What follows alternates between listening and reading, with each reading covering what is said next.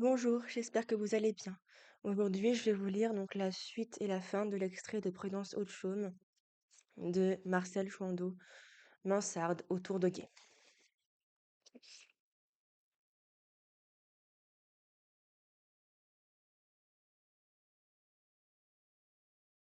Ainsi, aucun jeu des silhouettes, ni des chandelles, aucun rendez-vous des autres n'échappait à Prudence, friande de ce spectacle, comme si le diable eût animé devant elle, pardon, pour l'amuser toute seule avec Dieu, ces 5 poupées de bois. Maintenant, je vais vous lire un extrait, de Essai sur moi-même, de toujours Marcel Jouandeau, Le château intérieur. Dans une telle page où s'éclaire la genèse même de la création littéraire, l'auteur n'a-t-il pu se rappeler, en l'attirant à lui, cette formule de sainte Thérèse, dont la lecture lui fut familière dès l'adolescence, celle comme celle d'un saint Jean de la Croix. L'œuvre que j'avais rêvé de construire, je n'en aperçus les grandes lignes que beaucoup plus tard, comme il se devait, je veux dire la chose faite. Je n'étais pas dans mon propre secret, heureusement. Je ne savais pas où j'allais, je ne savais guère ce que je faisais. Quelqu'un sans doute me tenait la main.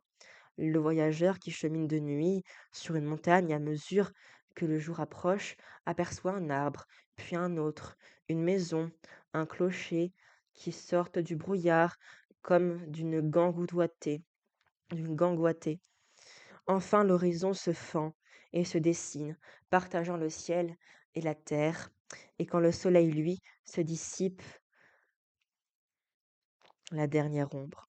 Mais sans doute, ce monde que j'ai construit, j'avais dû l'imaginer d'avance, l'appeler au moins de mes vœux.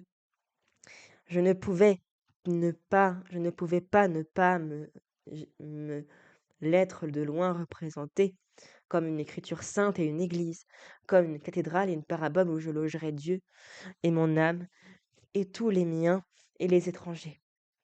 Et peu importait que ce monde eût la moindre existence, la moindre valeur pour les autres, il devait n'être qu'à mon usage, valable d'abord pour moi seul, seulement pris à ma taille.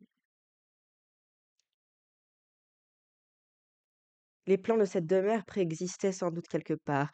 Il s'agissait d'en dégager à la longue la perspective, de faire surgir l'un après l'autre, de la masse un peu confuse, maints détails particuliers et pittoresques, de mettre en relief, parmi le foisonnement des êtres qui en peuplaient les carrefours, les figures maîtresses qui l'orneraient de leur majesté ou de leur grâce, en se gardant d'y ajouter quoi que ce fût d'artificiel,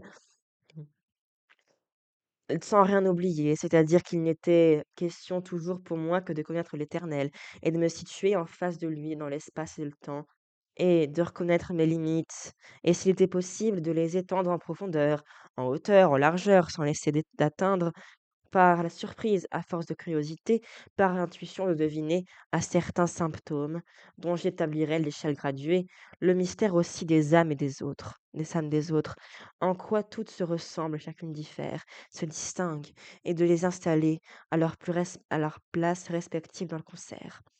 La mesure ineffable de mon âme découverte, je n'avais qu'à recourir à elle pour les connaître toutes.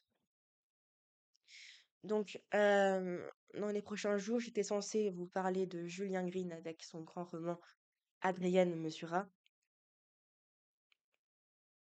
mais